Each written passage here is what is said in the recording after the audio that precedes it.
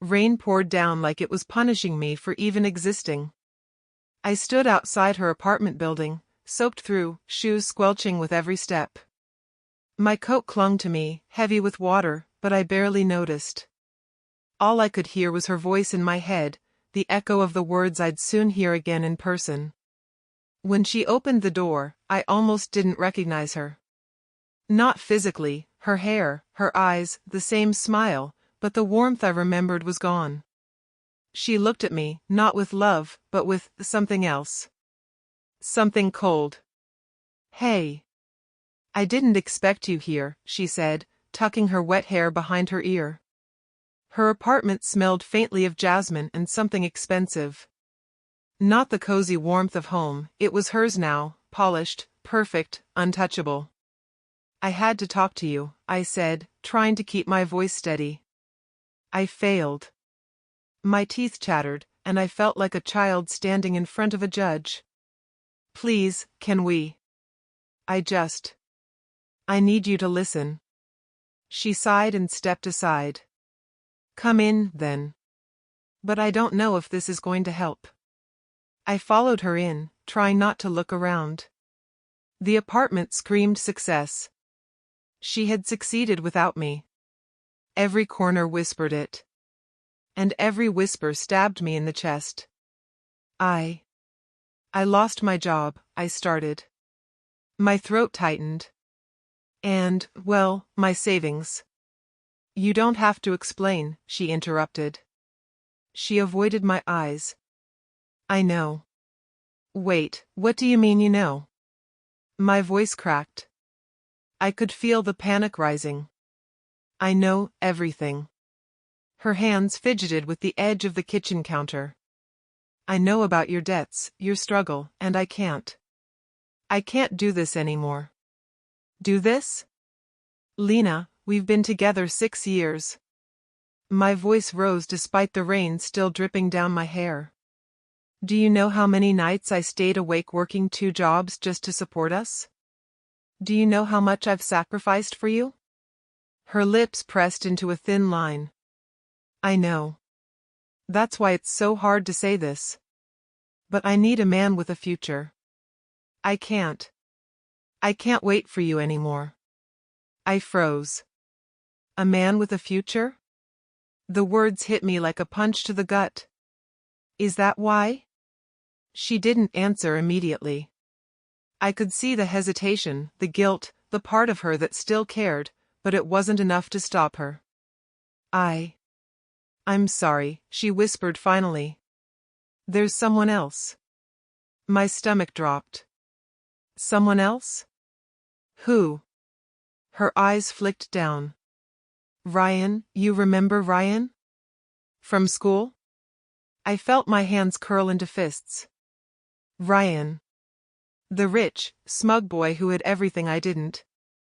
The one who'd always laughed when I failed, the one who had the perfect grades, perfect house, perfect family, perfect everything. And now, apparently, the perfect girlfriend. You've been seeing him?" My voice was barely a whisper, though I wanted it to roar. "Behind my back?" Her gaze met mine, wet and trembling. "Yes. I didn't plan for it to happen like this. I felt. I needed. I'm sorry. I love you. I mean, I care, but..." I shook my head. "You love him? Or you love what he has? The money? The security? The life you think you deserve?" She flinched. "It's not like that. I can't stay with someone who can't provide what I need." I laughed bitterly, the sound echoing off the walls like broken glass. "Provide? Lena, do you know how many times I skipped meals so you could eat?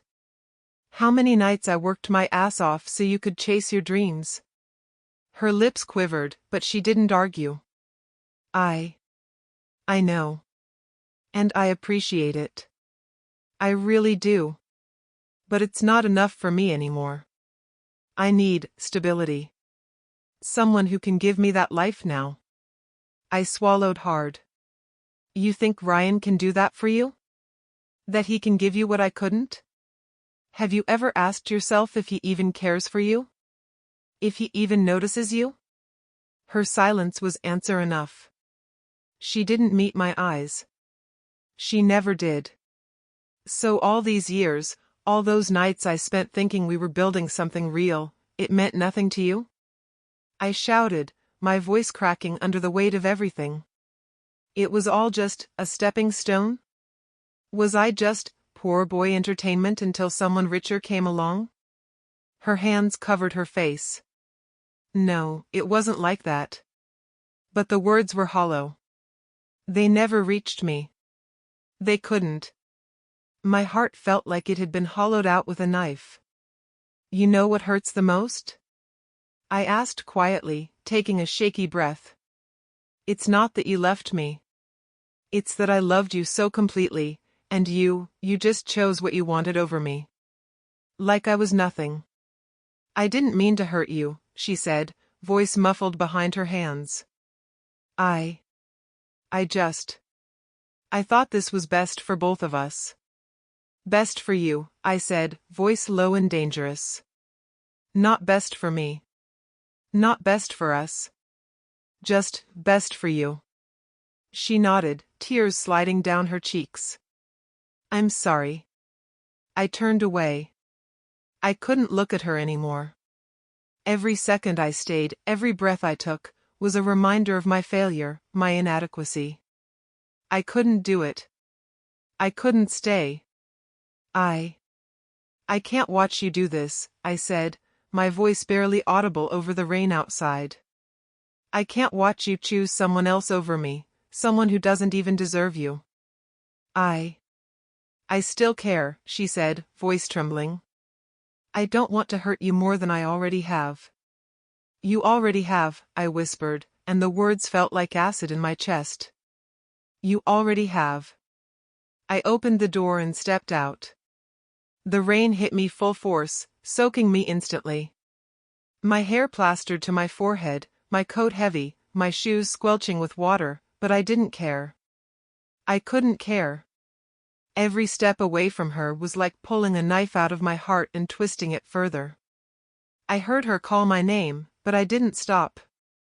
I couldn't. Wait, please. I shook my head. No. It's over, Lena. For good. Her sobs followed me down the street. I didn't look back. I didn't want to see the face of the person who had broken me completely. As I walked, the rain washed over me, cold and unforgiving. But inside, something was burning. Anger, humiliation, pain, it all mixed into a fire that refused to die. That night, I realized I couldn't stay weak. I couldn't let this define me. I couldn't let her, or anyone else, see me broken ever again. I'd lost everything. Love. Money. Security. Pride. But I still had me. And that was enough, for now. By the time I found a place to sit, dripping and shivering, I made a promise to myself. I would survive. I would rise. And one day, she would see what she had thrown away. The rain didn't stop, and neither would I. I didn't have a home. Not really. My apartment lease had ended, my parents lived across the country, and friends, well, friends stopped answering when I ran out of money. I wandered the streets, sleeping on benches, eating whatever I could scrounge, wondering how I had ended up here. One evening, I found myself in a cheap diner, huddled in a corner with a cup of coffee that had long since gone cold. I didn't notice the waitress watching me until she cleared her throat. You okay, hon? She asked, tilting her head. I looked up, forcing a smile I didn't feel.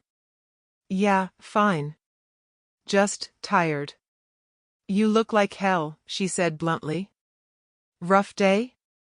I laughed bitterly. Rough life. She nodded, as if she understood. Sometimes it feels like the world's just waiting for you to fail. You have no idea, I muttered. I sipped my coffee in silence, the warmth doing nothing for the cold gnawing inside me. My phone buzzed. It was a message from an unknown number. Meet me at 221 Westbridge Avenue. You'll understand. I frowned. Who the hell? I whispered to myself. My first instinct was to ignore it. Scams were common. People preyed on desperate men like me. But something about it made me curious. Desperation, maybe. Or a faint glimmer of hope I didn't want to admit. The next night, I found the address tucked into a quiet street. The building looked old, worn, but not abandoned. I knocked. The door opened slowly. An older man stood there, white hair slicked back, sharp eyes that seemed to pierce right through me. You're here, he said simply. Yeah. You called me? I did. Come in. His voice was firm but not unkind. I hesitated, then stepped inside. The place smelled of old wood and leather. He gestured toward a chair. Sit. I sat, wringing my hands. Look, I don't know why you. I am your grandfather, he interrupted, his gaze unwavering. Your mother never told you because she wanted you to find yourself first. But it's time you knew the truth. I froze. Grandfather. You're serious? He nodded. Yes. And yes, I know everything. About Lena. About your struggles. About Ryan. About your heart. I shook my head, laughing bitterly. You've been watching me? All this time? Not watching, he said sharply. Observing. Testing. Seeing what kind of man you would become. I felt the blood drain from my face. Testing? You left me to rot? Not rot, he said. Grow.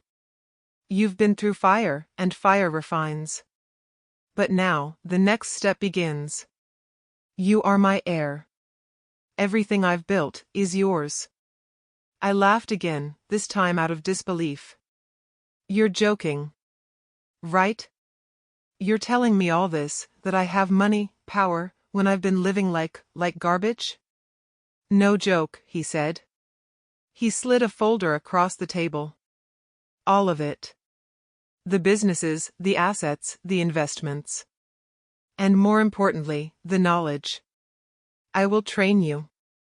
I will teach you how to take control of the world you were denied. I stared at the folder. My hands trembled. Why me? Because you have heart, he said. And because your suffering has made you resilient. Most men would break. You haven't given up entirely. That matters. I swallowed hard. I don't even know if I can handle this. I barely survived my life as it was. You will. You have no choice. His eyes softened. But first, you need to understand one thing. You were abandoned by those you loved because of circumstance, not worth. That doesn't define you. You define yourself. I leaned back in the chair, feeling the weight of his words press on me. So, what? I just take everything? Step into a world I don't even know? Yes, he said simply. But only if you are willing to fight.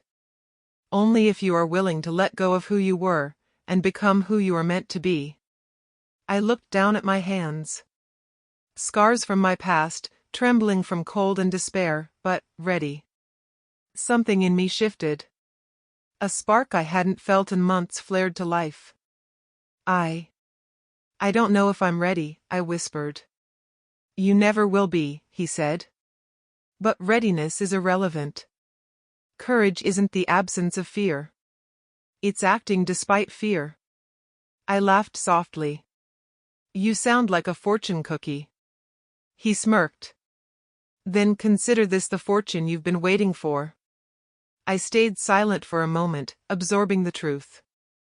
I had lost Lena, lost my job, lost my dignity, but maybe I hadn't lost myself. Not entirely. What do I have to do? I asked finally. Everything, he said. Learn. Train. Build. Become stronger, smarter, sharper. And when the time comes, you will return to claim what you deserve. I swallowed again, heart hammering. Anne. Lena? He didn't answer immediately. Then, quietly, she chose her path. You will choose yours. One day, she will realize what she threw away. But that is not your concern. Your concern is you. Everything else will follow. I nodded. The fire inside me burned brighter. For the first time in months, I felt something like hope. The next 2 years became my rebirth. I learned finance, strategy, negotiation. I trained in combat, discipline, and leadership. I watched the world with new eyes. Every lesson I endured, every hardship I survived, became a stepping stone toward the man I would become. I thought about her often. Not with longing, never longing, but with clarity. She had rejected me. She had betrayed me. And because of that, I would rise. Not for revenge, not for hatred, but to prove to myself that I could. I met people along the way, mentors who guided me, allies who supported me, and enemies who tested my resolve. Each interaction sharpened me, molded me, and forced me to adapt. By the end of those 2 years, I was no longer the man she had abandoned. I was someone far more dangerous, far more capable, and far more prepared to reclaim my life. And now I was ready to return. Ready to face her. Ready to see the look on her face when she realized that the boy she had discarded had become the man who would control her world. I clenched my fists as I looked at the city skyline outside my grandfather's office window. Rain no longer poured over me, it was replaced by the storm I carried inside. A storm of purpose, of fire, of determination. And this storm would not be denied. Are you ready? My grandfather asked quietly. I smiled, cold but certain. I was ready the day she left me, I said. I just didn't know it yet. And with that, I stepped forward. I still remember the first time I walked into the corporate office my grandfather had left me. The polished floors, the steel and glass everywhere, it all felt unreal. It wasn't just a business. It was an empire. And somehow, it was mine. You're nervous, my grandfather said, leaning against the doorway. Good. Nerves mean you care. But don't let them control you. I've never done anything like this before, I admitted. My voice echoed in the empty hall. I barely understand the basics of corporate life. He smiled faintly. Basics aren't enough anymore. You'll need more. And you will get it. I glanced at the office staff passing by, all well-dressed, confident. My stomach churned. They'll see me as a kid. An amateur. Someone who doesn't belong. Let them think what they want, he said firmly. Your job is to learn, adapt, and prove them wrong. I nodded, though my hands were shaking. I could feel the weight of every expectation pressing down on me, the ghosts of my past mistakes breathing down my neck. Lena.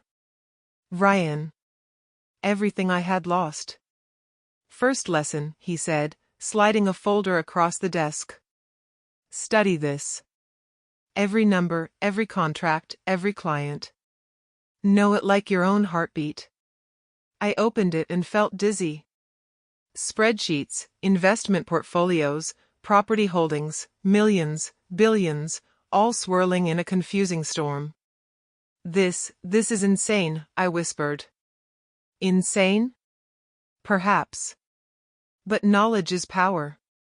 And power will be your shield. I spent hours every day memorizing, calculating, analyzing. When I faltered, he was there, relentless.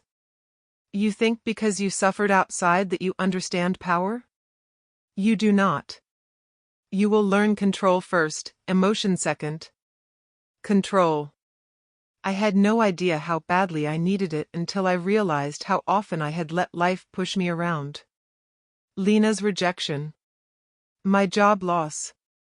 My humiliation. I had been a puppet, my strings pulled by circumstance. You're thinking of her, he said suddenly, as if reading my mind. Stop. I can't, I admitted. She left me. She took everything I had ever given her. Every piece of me. And you will use that, he said sharply. Not to hurt her. Not to prove her wrong. But to remind yourself that you belong somewhere. That you are unstoppable. I closed my eyes and nodded. I could feel the anger, the fire, rising. It wasn't hatred. It was fuel. Over the months, I met people who would become my allies. Victor, a tall, imposing man with a military background, was assigned as my security chief. You're reckless, he said the first day, but there's potential. Don't waste it. Reckless? I asked, raising an eyebrow. Naive, he corrected. You think money and power make you safe. They don't. They make you a target. Remember that. I nodded. He didn't smile often, but I understood. He cared in his own way. Then there was Daniel, my grandfather's strategist. Calm, calculating, intimidating. Every move you make will be scrutinized. Every weakness exploited. Do you understand? I think so, I admitted, feeling my stomach twist. You think so? He repeated, voice low and deadly serious. Think or understand. There is a difference. One will kill you. One will make you king. And so I learned. I trained in boardroom tactics, negotiation, leadership. I trained in strategy, combat, and mental endurance. I became meticulous, calculating, sharper. Every day, the boy Lena left behind shrank further, replaced by someone who could command a room, a company, even a city if needed. I don't know if I can become him, I confessed to my grandfather one night, exhausted from endless reading and training. I don't know if I can be that powerful. You already are, he said. You just don't see it. Pain has been your teacher, and fire has been your forge. Now you will shape the steel. I thought about her often. Not because I missed her. Not because I hoped for reconciliation. But because she had been my first lesson in loss, betrayal, and heartbreak. She had forced me to confront my weaknesses, my desperation, my inadequacy. And now, every time I thought of her, I felt the fire inside me grow. You're thinking of Lena again, Daniel said during a strategy session, his voice calm, almost too calm. Focus. Her mistakes are irrelevant. You're building an empire, not revisiting high school. I'm aware, I said sharply. But everything I do to ensure I'm never powerless again. And yes, that includes her. He raised an eyebrow but said nothing. He knew better than to underestimate me. Victor came to me one evening while I was reviewing investments. You're different, he said quietly. I've trained CEOs, bodyguards, even politicians. But you're not just learning. You're transforming. I can see it in the way you think, move, even breathe. I shrugged. I don't feel different. I feel impatient. Hungry. Angry. But I guess that's a start. Victor nodded. Good. Never lose that. Anger is a weapon if controlled. Otherwise, it consumes you. 2 years passed in a blur of relentless training and endless study. I watched the markets, learned human behavior, absorbed tactics from mentors and enemies alike. By the end, I was no longer the boy Lena had rejected. I was someone calculated, composed, and dangerous in ways she could never imagine. And yet, in the quiet moments, I remembered the rain that night she left me. I remembered her cold eyes, her trembling hands, her half-hearted apologies. I remembered the way my heart had shattered into pieces so small I didn't know if I could ever put them back together. But I had. Piece by piece. I had rebuilt myself into someone stronger, wiser, untouchable. One night, standing on the balcony of the office my grandfather had left me, I spoke aloud to the city below. "I'm coming back," I whispered. "I'm coming back for everything they thought they could take from me. And I will take it all, on my terms." My grandfather's voice came behind me, calm and steady. "The storm is coming. Are you ready to command it?" I turned to him, fire in my eyes. I was ready the day she left me. Now. I'm unstoppable. The city lights glittered below, a reflection of the empire waiting for me. For the first time in years, I didn't feel fear. I felt power. I felt purpose. And I knew that soon everything would change. Her world, Ryan's world, the world that had laughed at me, all of it would tremble. And I would stand at the center, unshaken. "I won't fail," I said quietly to myself, fingers clenched around the railing. "I can't. And I won't. Not anymore." I didn't announce myself. Not yet. The man Lena had left behind no longer existed. The man who returned was sharp, calculated, and unseen. I walked into her world like a shadow, quiet and deliberate, leaving no trace of who I once was. The first time I saw her again, I didn't approach. She was laughing with Ryan at a gala, sparkling under the lights in her expensive dress, hair perfect, smile polished. I clenched my fists, feeling the fire inside me roar. "She looks different," Victor murmured beside me, his eyes scanning the room like a hawk. "Confident. Dangerous. But not dangerous like you." "She's arrogant," I said, voice low. "And oblivious. That's her weakness." Victor nodded. "Then we exploit it." I didn't respond. I didn't need to. My mind was already at work. Shares, positions, alliances, I had built my path silently, invisibly. By the time she noticed, it would be too late. 2 weeks later, I entered her company under a pseudonym, posing as a potential investor. The receptionist barely glanced at me. "Mr. Stone? Board meeting?" "I'm here to meet the CEO," I said, calm and collected. "You're early. Wait in the lounge." I nodded, taking a seat and studying the office. Expensive chairs, polished tables, framed awards. All hers, all built on the work I had once supported. My stomach twisted, not with envy, but with purpose. "Mr. Stone," someone called. A woman in her 30s approached, clipboard in hand. "I'm Sarah. I'll be assisting you today." "I've heard of you," I said, meeting her eyes. She didn't flinch. "Let's get started." Sarah smiled faintly. "You're ambitious." "Good. That's the only way to survive here." I leaned back, letting the words sink in. Survival. That was the first lesson she would learn. Control wasn't just power, it was patience, strategy, timing. "Your portfolio is impressive," she said, reviewing my notes. "You've done your research." "I do my research," I replied. "I don't gamble with opportunity." We spent the day reviewing company assets, potential acquisitions, and strategies for market expansion. Every move I suggested was deliberate, a thread I was weaving to reclaim the life stolen from me. Later, in a quiet corner, I overheard her speaking on the phone. "Ryan, we can't afford mistakes right now. I need stability." Yes, I understand, but..." I froze. Stability. The same word she had used when she left me.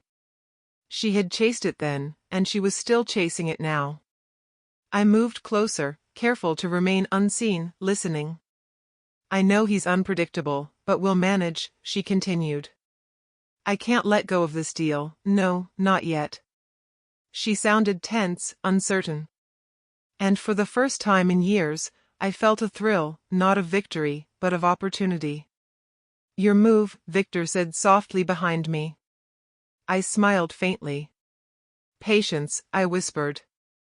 Always patience. Over the next month, I began subtly buying company shares, one by one, using various shell accounts and intermediaries. No one noticed. No one suspected. Lena, oblivious, continued her work with Ryan, confident that everything was under control. I watched her interact with her staff, sharp, demanding, precise. A CEO in every sense, but blind to the changes brewing beneath her feet. Every error, every misstep, I catalogued. Every weakness, every misjudgment, I memorized. One afternoon, Sarah brought me an update. Mr. Stone, the board is concerned about liquidity issues. A small, unnoticed investor could change influence quickly. If you act now. I'm acting now, I said, heart steady. Let the pieces fall into place. Later that evening, I walked past her building, rain again drizzling lightly. I remembered the last time I had stood outside, broken and humiliated. I shook my head. That boy was gone. A familiar voice called behind me. Excuse me, sir? I turned. A young man, an intern she often mentioned in meetings, looked nervous. You've been at the meetings. You know things. I know enough, I said calmly. And I know what's coming. His eyes widened. Coming? What do you mean? I smiled faintly. You'll see soon enough. Just be ready. He nodded, gulping. I will. Inside the company, I began forming alliances. I didn't force loyalty, I earned it. Quiet dinners, private meetings, subtle guidance. People began to see me as competent, reliable, smart. Lena, meanwhile, remained focused on the surface, unaware of the storm forming below. One evening, Victor spoke to me in the office. She's changing, he said. You've unsettled her. You haven't even revealed yourself yet. I chuckled softly. Good. Let her feel the unease. Let her wonder. Confusion is the first crack in confidence. Victor nodded. When the time comes, you'll need more than strategy. You'll need patience, restraint, timing. Are you ready for that? I've waited 2 years for this moment, I said, eyes hard. I am ready. And I won't waste it. The thrill of control was intoxicating. I wasn't just surviving anymore, I was shaping the world that had once humiliated me. Lena had made her choices. Ryan had made his mistakes. And I was ready to take what was mine. A month passed. Every board meeting, every financial decision, every casual interaction, I positioned myself closer to the top. The staff respected me, the board tolerated me, and Lena. Lena began to notice subtle changes.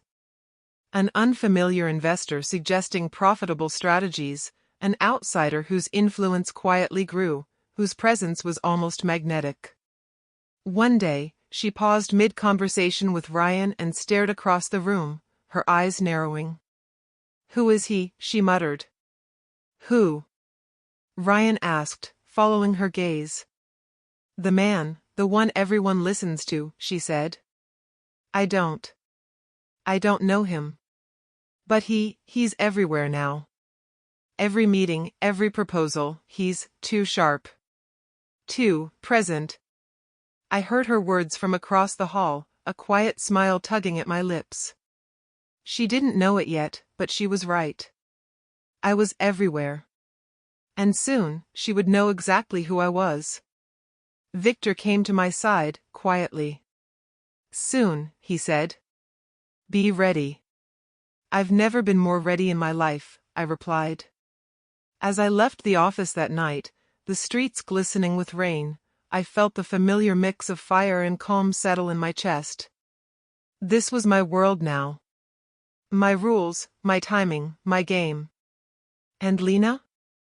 She would remember me, not as the boy she discarded, but as the man who would control everything she loved. And I would enjoy every second of her realization. I watched her from the corner of the boardroom, sitting behind a glass wall so she wouldn't see me. Lena, confident, flawless, yet already cracking.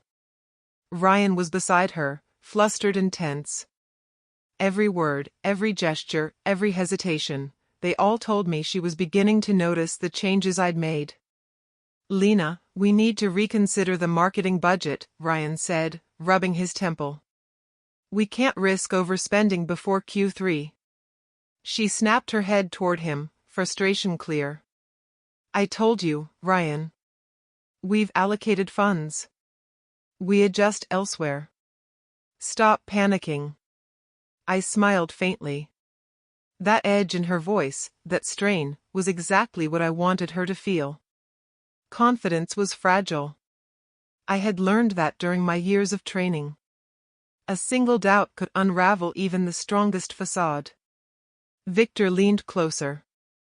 She's already feeling it. She knows someone's watching, influencing. You're seeding doubt without touching her directly. Good, I whispered. Let her sweat a little. Over the next week, I orchestrated small interventions.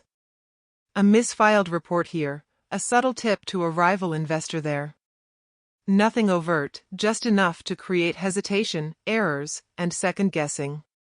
Lena began calling me, calling the people who thought I didn't exist, for clarification. And every answer I provided, every suggestion I made, strengthened my position. One afternoon, Sarah approached me. Mr. Stone, you've been active in internal operations, and no one knows why. The staff are confused but following your lead. Exactly, I said, leaning back in my chair. Let them follow me without realizing who I am. Influence is invisible when subtle. And she'll notice, eventually. That's the best part. She's been asking questions, Sarah said quietly.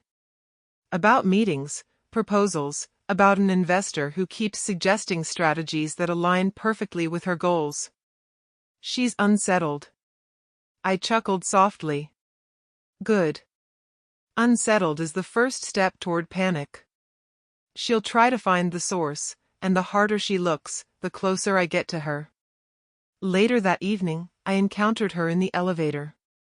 She didn't see me at first. Her heels clicked sharply against the floor, her expression a mix of concentration and irritation. I stayed silent in the shadows, letting her pass, but she paused, instinctively sensing something. Who's there? She called out. I stepped forward casually. Just someone observing the progress. She turned, startled, but quickly masked it with a polite smile. I don't believe we've met. Are you a new consultant? Something like that, I replied smoothly. I've been following the company's operations closely. Interesting work you're doing. Her eyes narrowed slightly. Thank you. I suppose. She glanced back at Ryan, who was nowhere to be seen. Do you work with the board often? Occasionally, I said. And I see potential, untapped potential. Her lips pressed together, curiosity mixed with suspicion. I see. And who are you exactly? I smiled faintly, leaving the question hanging. Let her wonder. Let her overthink. It would be more satisfying that way. Very well, she said, stepping past me. I'll consider your input. I watched her leave, heart steady but adrenaline thrumming. Patience. Every interaction, every subtle shift, was part of a larger strategy. The trap was closing. Over the following days, I used Mark, the insider executive, to feed small but damaging information to her team. Nothing overt, just subtle hints that the company might be at risk in areas she hadn't noticed. Errors began surfacing, small at first, then larger. Her staff whispered behind closed doors, confusion spreading like wildfire. "She's losing her grip," Victor noted one evening. "She doesn't know why, but she feels pressure from all sides." "Good," I said. "We escalate carefully. No one notices me. Every panic, every question she asks, strengthens my control." I caught her on the rooftop one night, reviewing reports. The city lights reflected in her eyes, but there was tension there, a trace of fear. She didn't see me approach. "You're working late," I said casually, leaning against the railing. She spun around, startled. Who's there?" "Someone who admires diligence," I said smoothly. "Your attention to detail is impressive." Her brow furrowed. "Are you, from the board? An investor?" "Perhaps," I replied, letting the ambiguity linger.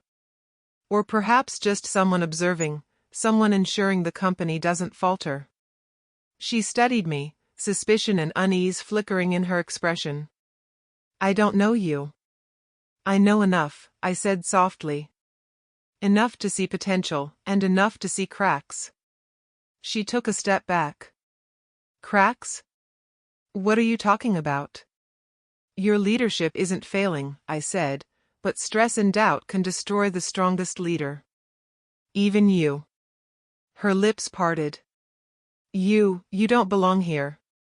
"Perhaps," I said with a faint smile. "But maybe I'm exactly where I should be." Her eyes narrowed. "Are you threatening me?"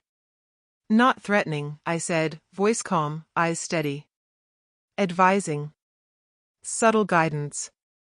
Sometimes that's the difference between success and ruin."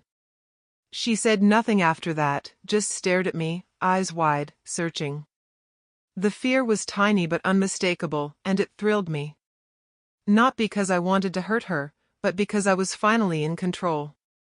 Back in my office, Victor smirked. "You've unsettled her enough to make her question her own instincts. Soon, she'll chase shadows, and you'll be the only one standing in the light." "Good," I said. "Let her chase. Every misstep she makes brings her closer to the end of her confidence, and the start of my influence." Sarah brought me another report. "Mr. Stone, Lena has started questioning Ryan's decisions. She's anxious, unsure. And she's asking her team to verify every recommendation she's ever made." I leaned back, savoring the moment. Exactly. Let her doubt seep in.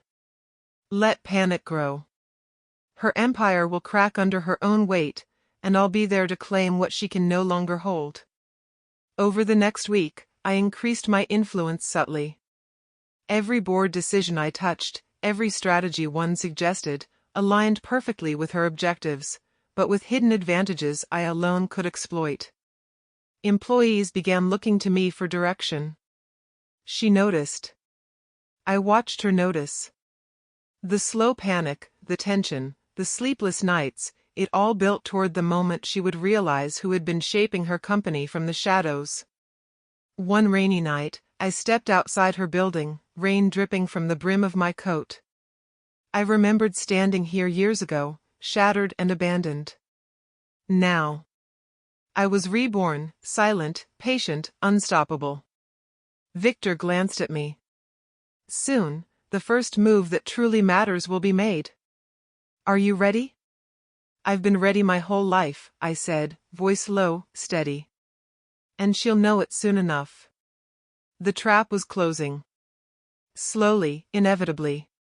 And when it snapped, there would be no escape. Lena had once laughed at the boy I was. Soon, she would cry at the man I had become. The moment had finally arrived. I had spent months in the shadows, orchestrating, observing, calculating. Lena didn't know me yet, not really, but soon everything would change. And I would be the one standing at the center when she realized the truth. I walked into the boardroom under the guise of another meeting. The staff barely noticed me. I had become a ghost, an invisible force shaping everything. Lena, however, was there, tense and alert, her eyes scanning every document, every number. Ryan sat beside her, sweating under her gaze. I had always known he wasn't as competent as he pretended. And now, his weakness was glaring. Lena, I've reviewed the proposal again, Ryan said nervously. I think we need to reconsider some of the projections. There might be risks we overlooked. She slammed the folder down. Ryan, enough. I've done the calculations. I've reviewed the numbers. We move forward. Stop second-guessing every decision I make. Her voice was sharp, but I noticed the tremor beneath it. The first crack. I wouldn't second-guess you, I said, stepping into the room smoothly, hands relaxed at my sides. The staff looked up, startled by my presence. Lena froze, her eyes narrowing. And you are, she asked, voice careful. I don't recognize you. Mr. Stone, I said simply. I've been reviewing your company's strategies and investments. Thought I might offer some guidance. Her gaze swept over me, skeptical, wary. Guidance? On what basis? I've studied the markets, your operations, and your leadership style, I replied calmly. And I've identified opportunities and vulnerabilities you might have overlooked. She blinked, clearly taken aback. I see. And you're reliable? I've been very thorough, I said, letting my eyes meet hers. You'll find my suggestions align perfectly with your goals. But they're also precise, strategic, and effective. Ryan coughed nervously. Lena, I think we should hear him out. He might be right. She shot him a sharp glance. I don't need someone to validate my decisions, Ryan. I need results. Exactly, I said smoothly, which is why I'm here. To ensure results. For the next hour, I walked her through subtle adjustments in investments, minor reallocations, and strategic partnerships. Every suggestion seemed to improve outcomes, every recommendation strengthened her objectives. She couldn't argue with the results, but she didn't know who I was. After the meeting, she lingered behind, her expression unreadable. You've been helpful, she said carefully. But I still don't know who you are. How is it that you know so much? I leaned casually against the table, letting the moment stretch. Perhaps you've underestimated the value of unseen guidance. She frowned. Unseen guidance? I smiled faintly. Someone who knows your world, who knows your company, and who has a vested interest in seeing it thrive. Someone who understands exactly what you need to succeed. Her brow furrowed. And who was that? I straightened, voice calm, deliberate. I'm the one you left behind, Lena. I'm the one you thought was nothing. I'm the one who waited, worked, and became someone you'll never forget. Her eyes widened, shock flooding her face. You, what? Yes, I said quietly, letting the words sink in. I am the boy you rejected for being poor. The one you abandoned when life became inconvenient. I am him, and now I control everything you thought was yours. She stumbled back, words failing her. Ryan, pale and confused, looked from her to me, unable to comprehend. You can't, she began, voice trembling. I can, I said sharply. And I have. Your company, your assets, your investments, they're all under my control. And soon, you'll understand just how thoroughly I've positioned myself to ensure that your choices no longer matter. She sank into a chair, covering her face with her hands. I I don't understand. You will, I said. You will see what it means to underestimate someone you once discarded. Ryan stammered. Wait, you're the… Yes, Ryan, I said, eyes cold. I'm him. And everything you thought was guaranteed isn't. Lena looked up, tears in her eyes, a mixture of fear, regret, and disbelief. Why did you do this? I smiled faintly, the fire in me steady. Because you left me. Because you laughed at my struggles. Because you thought I was nothing. And because I promised myself I would rise, no matter what it took. This is me keeping that promise. Her hands shook as she reached for the edge of the table. But we loved each other. Didn't we? Loved? I echoed, voice low. You chose convenience over love. You chose Ryan over me. That wasn't love, it was calculation, desire, selfishness. Tears streamed down her face. I thought. I needed security. You did, I said calmly. And you got it. But you didn't get me. And that is what makes the difference. She looked down, shivering. I can't believe this.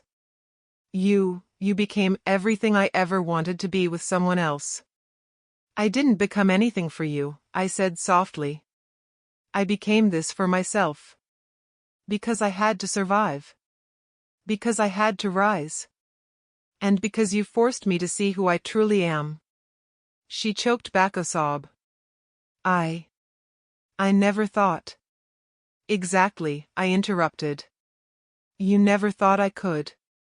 You never believed I would. And now, you're learning the hard way. Ryan tried to speak again, but I raised a hand. You stay out of this, Ryan. You don't get to lecture me about anything. You've never understood what it means to fight, to survive, to rise from nothing. And now, you're witnessing the result. He swallowed, silent. I could see fear flickering in his eyes, the same fear Lena felt. She lowered her hands, voice trembling. So, what happens now? What happens now? I repeated, a calm menace in my tone. Now, you see that life isn't just about choices.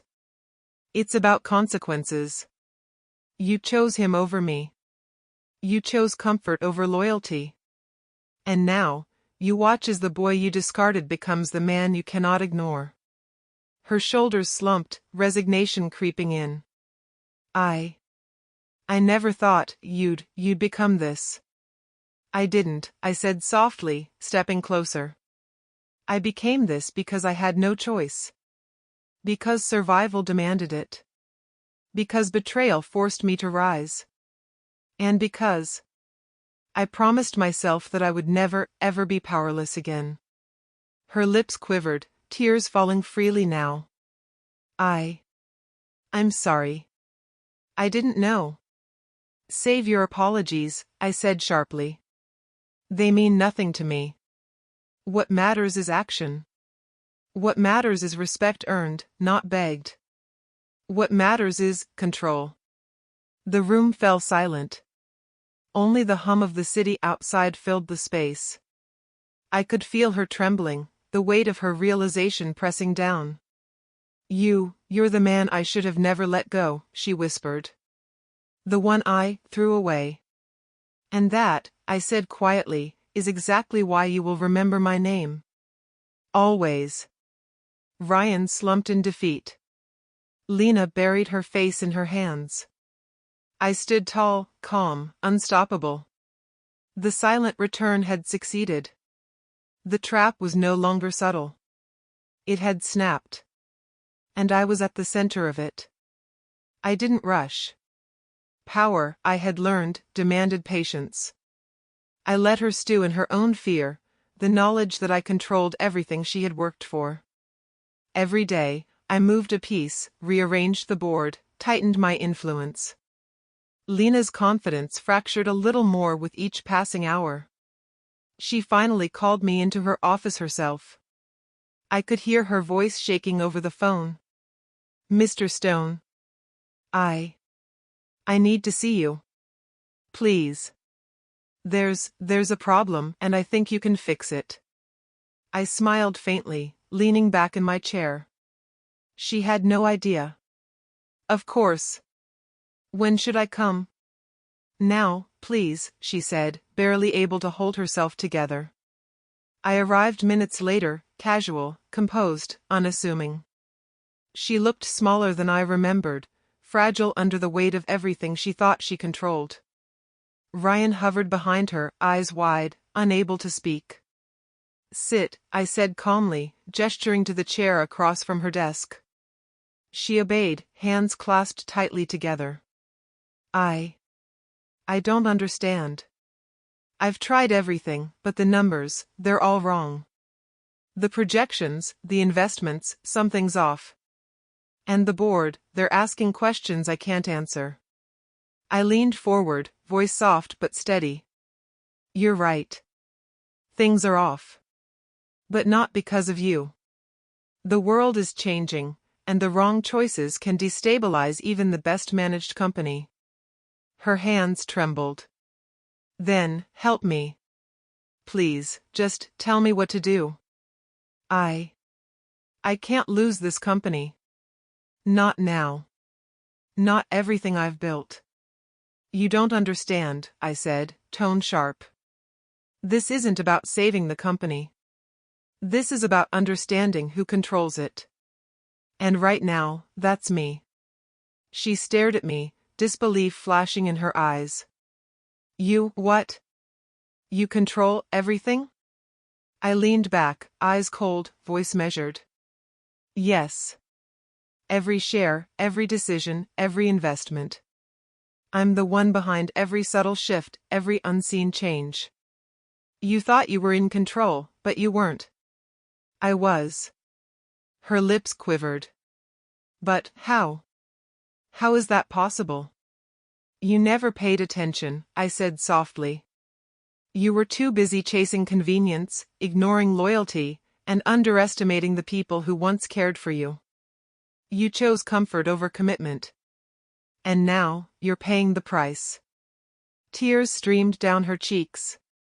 I didn't know. I didn't think you. You didn't think I could rise, I interrupted. You thought the boy you left behind would fade into nothing. But I didn't fade. I became someone you could never ignore. She buried her face in her hands. Please. I'll do anything. I'll give you whatever you want, just don't take it all from me. Please, I beg you. I studied her, feeling the calm power I now carried. This was the moment I had waited for. I could crush her, ruin her, humiliate her publicly, but I didn't. Not yet. My vengeance wasn't about cruelty. It was about control, respect, and closure. Anything?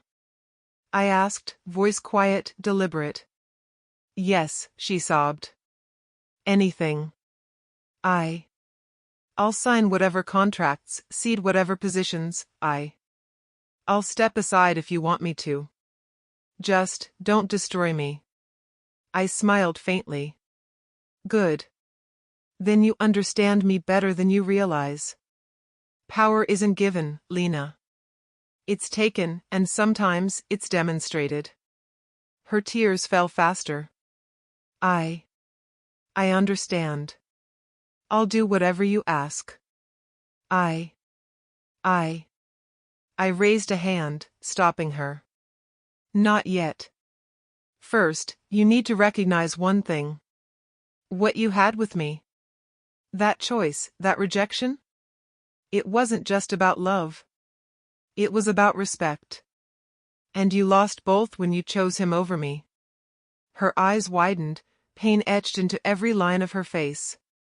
I see that now. Yes, I said softly, leaning closer. You see it now. And that is why you are pleading, why you are desperate. Because you finally understand the consequence of underestimating someone who loved you truly, and rose despite your betrayal. She choked back a sob, voice trembling. I was wrong. I didn't realize. Please, forgive me. Forgiveness? I echoed, voice low. That isn't mine to give. Forgiveness is earned, and you don't get to earn it through fear. You get it when you understand the weight of your choices, and even then, it's not guaranteed. Her hands shook as she reached for the edge of her desk. I'll work. I'll do anything. Just tell me what to do. I can't lose this. I can't lose everything. You'll do what I ask because you understand that I hold the power now, I said. Not because of pity. Not because of apology. But because you've finally realized that every move, every decision, every hesitation, has consequences. She nodded, swallowing hard. Yes. I understand. I see it now. I'll follow your lead. Please, guide me. I beg you. I studied her, remembering the girl I had loved, the woman who had betrayed me, and the empty, cold space I had once inhabited. Now, I held all the leverage, and yet I felt calm. This wasn't about revenge anymore. It was about reclaiming control of my own story. You will follow my guidance, I said.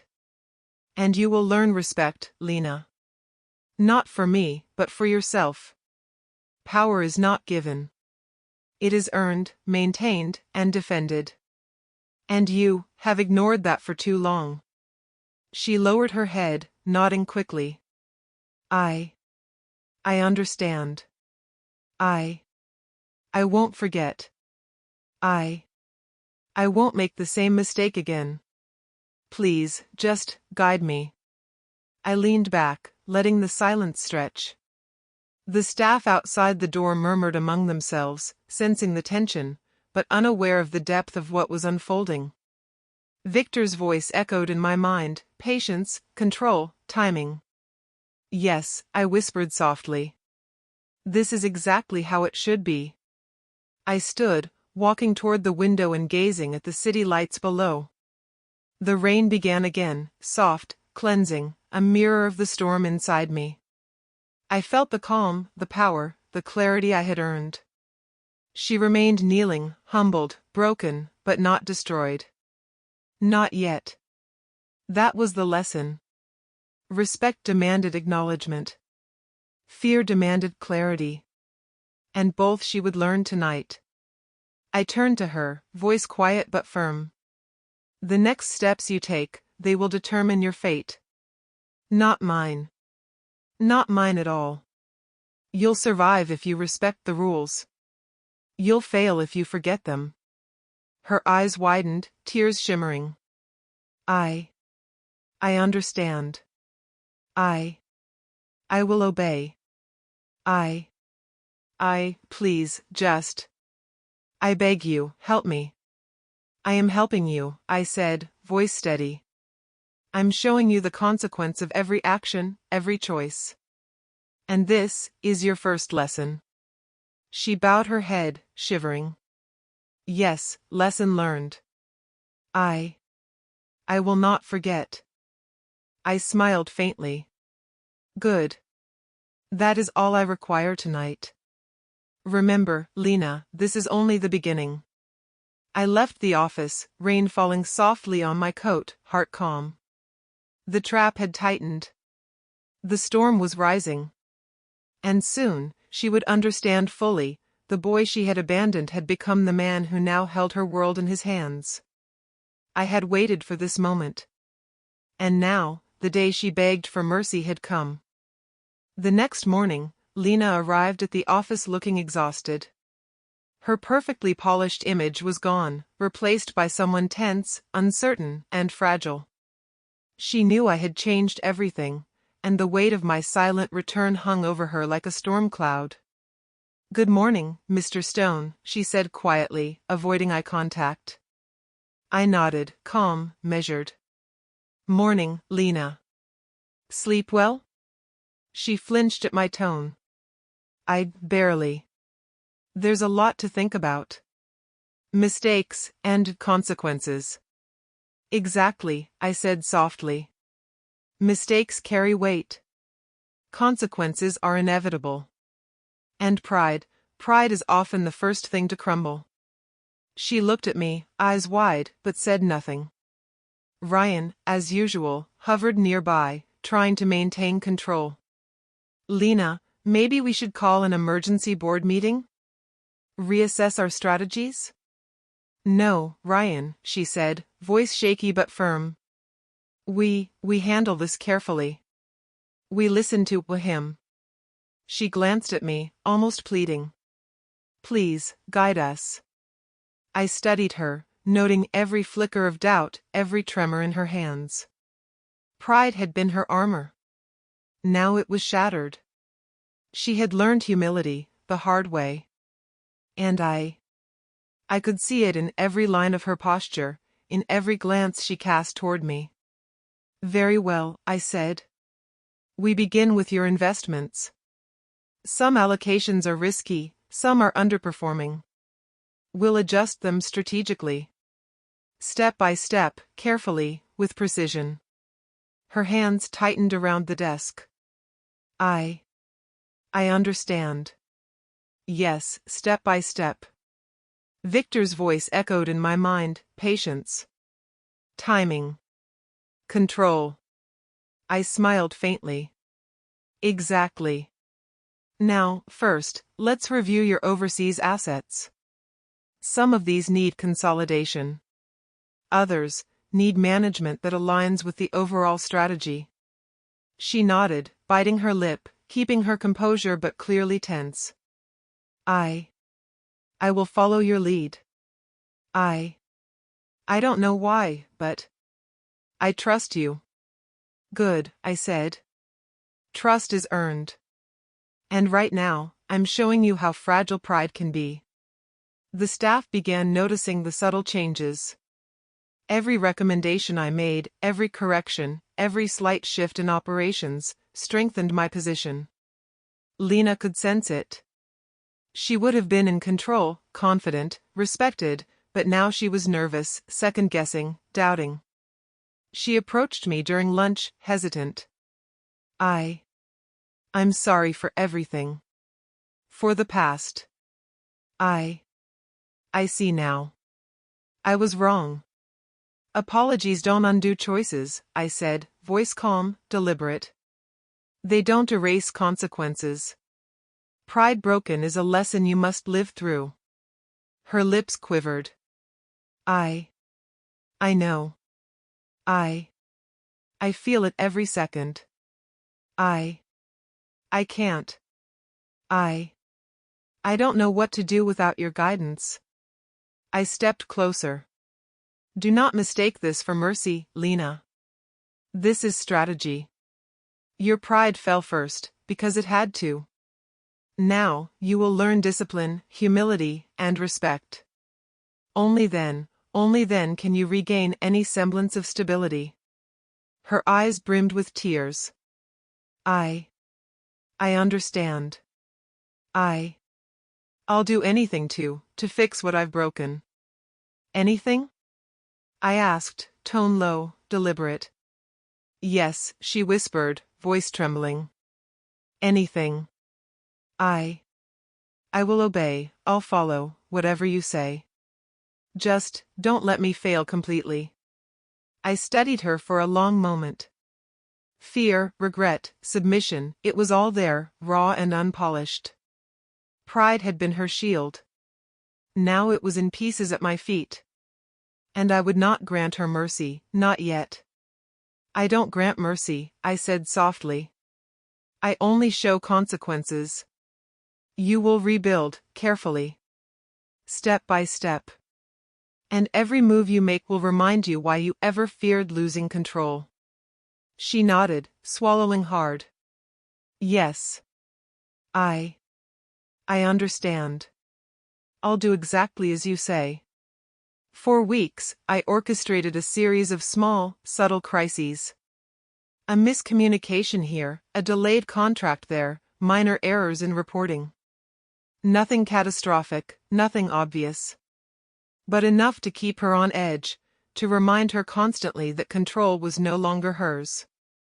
You're relentless, Victor said one evening, leaning against the office wall. She's breaking. Pride destroyed, fear creeping in. Soon she'll be begging for guidance without hesitation. I'm not breaking her, I said, voice calm. I'm teaching her. Pride without respect is dangerous. She learned that the hard way, and now, she must learn how to survive under guidance. Victor nodded slowly. And you? How are you holding up? I'm steady, I said. Anger is gone. Pain is a memory. Now it's about control, timing, and precision. Nothing else matters. One afternoon, Lena approached me with trembling hands and a folder. I reviewed the projections you suggested. The adjustments, they're working. The board, they're satisfied. But I need more guidance. I can't do this alone.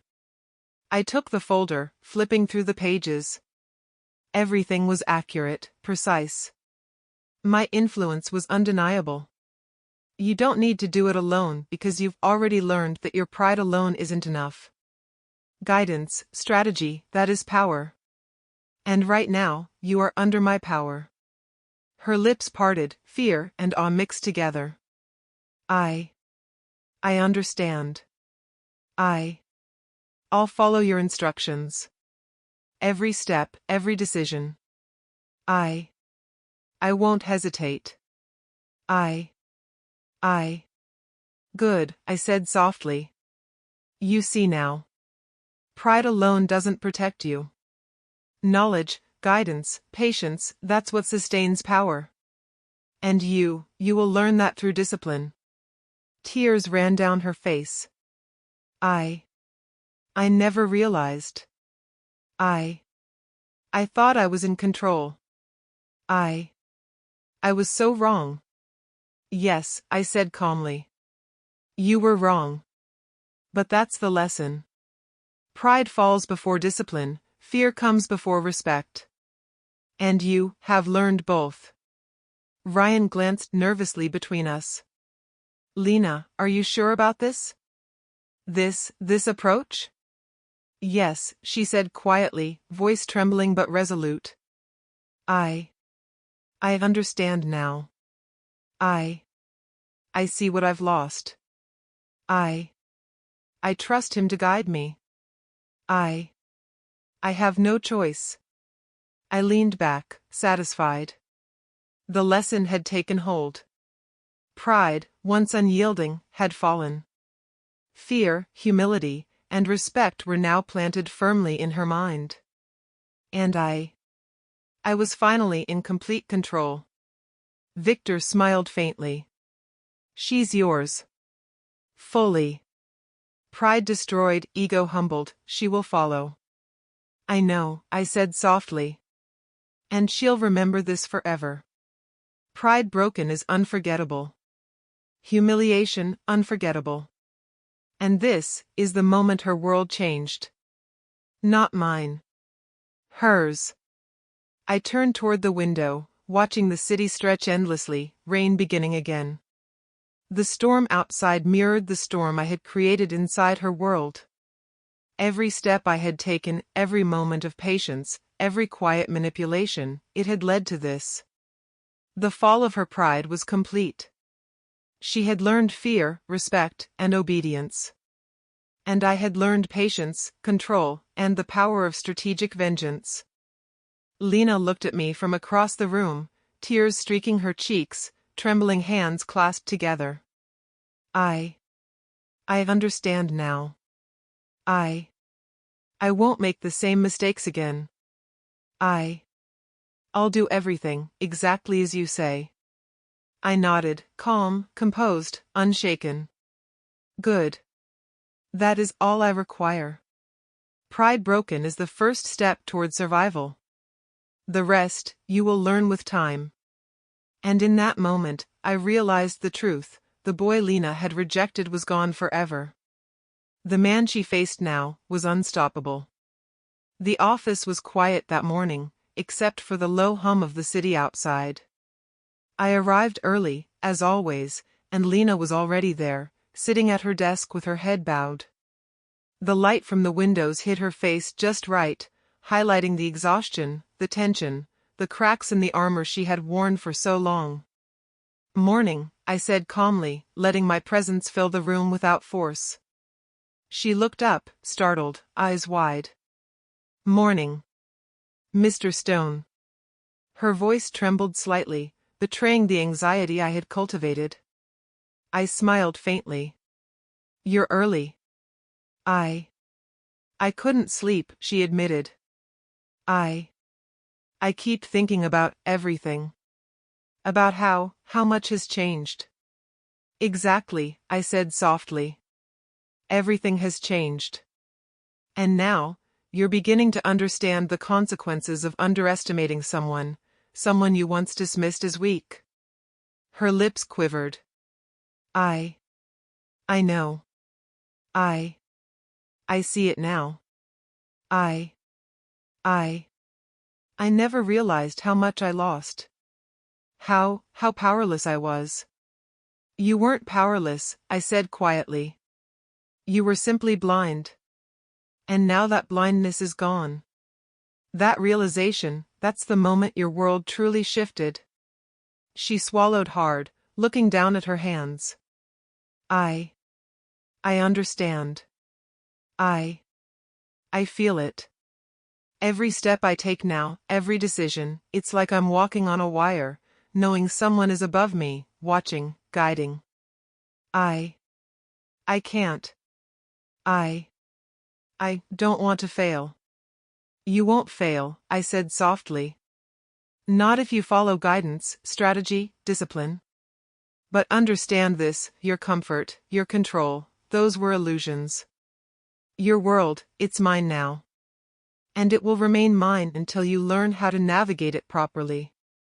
Her eyes widened, fear and awe mingling together. Mine, yours, what? Yes, I said. Every decision you make, every move you attempt, every plan you think is yours, is now influenced, guided, or controlled by me.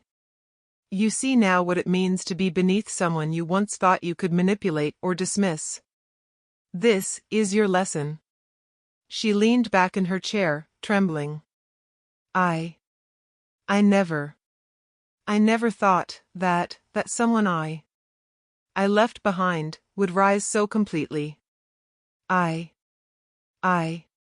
You thought the boy outside your apartment years ago would fade, I said, voice low, deliberate. You thought I'd disappear, that poverty and failure would keep me powerless. But you were wrong. Completely wrong. And now, you feel it. You feel the shift. Your world is mine. Tears ran down her cheeks. I can't believe it. I worked so hard, and yet.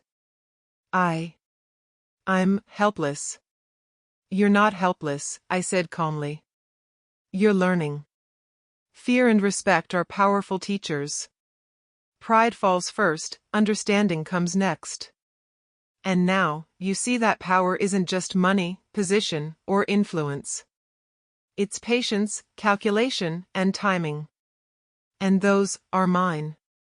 She pressed her hands against her forehead. I see it. I can't. I don't know how to fix this. How did you? I waited, I said softly. I observed. I calculated. I worked silently while you ignored me. And when the time was right, I returned. Not for revenge, though it feels sweet, but for control, for respect, for survival.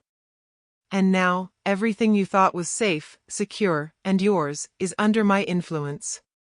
Her voice trembled. I don't. I can't. I. You can, I said calmly. You can survive this. You can rebuild. But only if you understand who holds the reins. Only if you recognize that your choices matter less than my strategy. Only if you accept that your world is no longer completely yours. It belongs, at least in part, to me now. That's the difference between power and pride. She nodded shakily. I understand. I see it now. I'll do whatever it takes to follow your guidance. I won't fail under you. Good, I said, letting a faint smile curve my lips. You're learning quickly. Fear is the first teacher, respect the second. And the third, wisdom will come later, if you survive. She bit her lip, trembling. I'll try. I can't. I won't let this. I won't. You won't have to, I said softly. If you follow instructions. If you understand the rules. If you recognize the consequences. This is your first true lesson. Pride is gone. Ego is humbled. And the boy you once left behind, the man you now see, has claimed the power you never respected. Ryan cleared his throat, trying to interject. Lena. Maybe we should discuss the upcoming acquisition. No, she snapped, voice sharper than I expected. I need to listen. To him. To Mr. Stone. I raised an eyebrow, watching her carefully. Fear, respect, and submission, she had all three now, fully present, fully realized. The moment had arrived. Her world wasn't just shaken, it was mine. Good, I said. Now, we proceed. Step by step. Every decision, every investment, every action, guided, influenced, calculated. Your pride may have been broken, Lena, but your survival depends on obedience. Understanding. Recognition.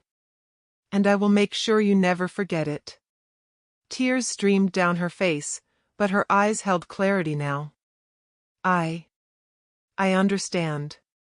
I see it. I won't forget. My world, it's yours. Completely yours. I have accepted. Yes, I said softly. Exactly. That is all I required.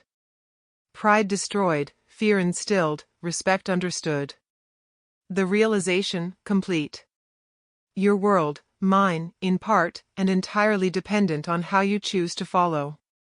She lowered her head, trembling but obedient. I won't fail. I will follow your guidance, completely.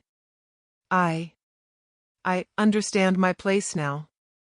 I studied her for a long moment, the calm fire in my chest steady. She had learned the ultimate lesson, her choices had consequences, her pride could fall, and her world could be claimed by someone she had once discarded. Victor's voice echoed faintly in my mind, the trap is complete. Timing perfect. Control absolute. Yes, I whispered to myself. Everything is exactly as it should be. I turned toward the window, the city sprawling endlessly below, rain softly falling. This storm outside mirrored the storm I had created inside her world. She had realized, fully, that her empire, her life, her carefully built world, was now entwined with mine. My patience, my strategy, my silent rise had brought me here. She would remember this moment forever. The day she realized her world was mine. And I would never forget how it felt to stand above her, calm, composed, victorious, not through violence, not through cruelty, but through sheer determination, patience, and intelligence. And now, it was time to decide the next step. I never expected this moment to feel as surreal as it did. Standing in the grand foyer of my mansion, I could hear the rain tapping against the windows, the storm outside matching the storm I had created inside Lena's life. My phone buzzed, an alert that she was waiting outside, hesitant, desperate. I didn't rush. Patience had carried me this far, it would carry me to the end. Are you ready? Victor's voice came from behind me. Calm, calculating, steady. I've been ready, I said softly. Everything has led to this. Every choice, every step, every silent move, it all comes down to now. I walked to the front door, opened it, and there she was. Rain plastered her hair to her face, tears streaking down cheeks, eyes wide and pleading. Her designer clothes were soaked, but she didn't seem to care. All she cared about was me, the boy she had abandoned years ago, now the man who controlled everything she had ever wanted. Lena, I said quietly, letting the calm weight of my voice settle over her. She stumbled forward, almost falling. Her voice broke. I didn't. I'm sorry. I raised a hand, stopping her mid-step. Stop. You don't get to apologize here. Apologies are meaningless when weighed against choices made and trust destroyed. You don't get mercy, not yet. Her body shivered. I'll do anything. Anything, just don't, please, don't. I watched her struggle for words. Tears streamed freely now, rain mingling with them, blurring her face. Anything? I asked, calm but firm. Yes, she choked out. Everything. I'll give up everything. I'll follow. Just don't ruin me, please. I stepped closer, studying her carefully. This wasn't about cruelty. This was the final lesson: humility, obedience, fear, respect. Every step I had taken, every subtle manipulation, had led her here.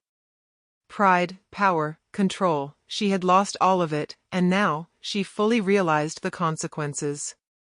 Do you understand now? I asked quietly.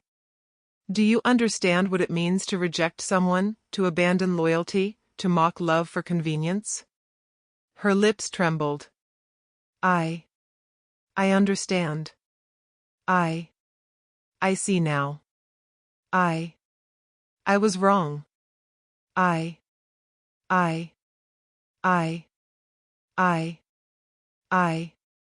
don't know. Calm yourself, I said, voice low, steady. Your confusion is part of it. Your fear is proof that you finally understand. Pride shattered. Ego humbled.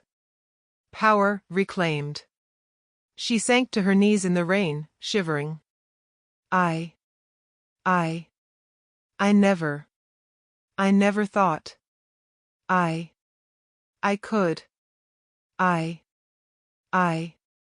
Yes, I said softly. You never thought. And that is why you are here, crying outside the mansion of the boy you once rejected. The man you abandoned has returned. Not for revenge, not for hatred, but to claim what you never valued. Control, influence, strategy, all of it is mine now. Her hands grasped at the wet marble steps.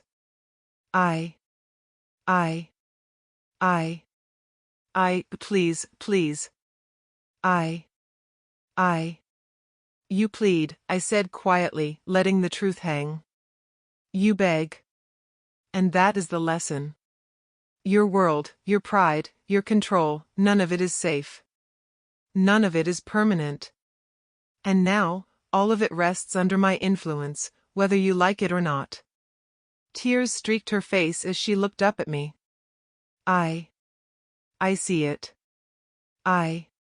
I feel it. I was wrong. I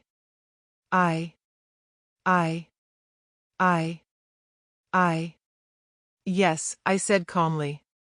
Exactly. You see it, feel it, understand it. And that is all you need to know right now. Your world is mine in part, and entirely dependent on how you follow, how you respect, how you survive. Her sobs were raw, unfiltered. I'll do anything. Everything. Just, please. I knelt slightly to meet her eyes. Do not mistake this for mercy, Lena. This is not about kindness. This is about consequence, clarity, and control. You begged outside my door because you finally understand the weight of your decisions. The world doesn't forgive, not for carelessness, not for betrayal. But survival is earned through obedience and understanding. She bowed her head, shaking violently. I will obey. I will. I understand. Please, guide me. Good, I said softly. That is exactly the realization I needed you to have. Pride destroyed, fear instilled, respect learned. You understand now. Your world is no longer entirely yours. And you will live through that realization every day.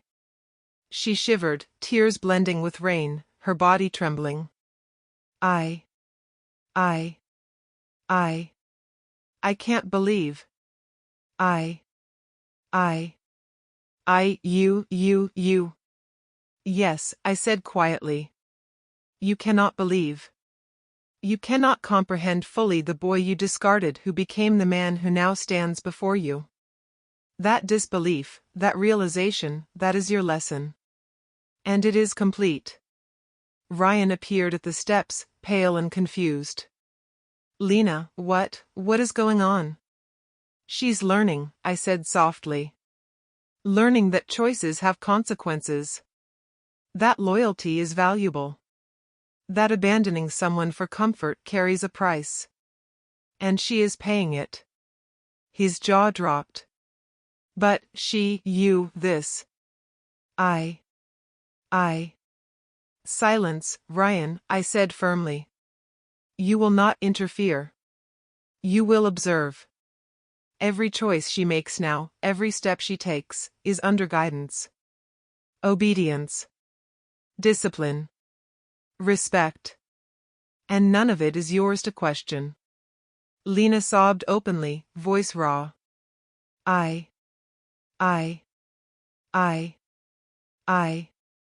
I understand. I'll. I won't. I fail, please. You won't fail if you follow, I said softly, standing. Your mistakes have already been paid for in lessons. Your world, humbled. Your pride, broken. And your obedience, now required. That is how survival works, Lena. That is how power works. And that is how I operate. She collapsed further onto the wet steps, trembling, crying, finally fully realizing the consequences of every choice she had made. Her empire, her life, her pride, all of it was in my hands.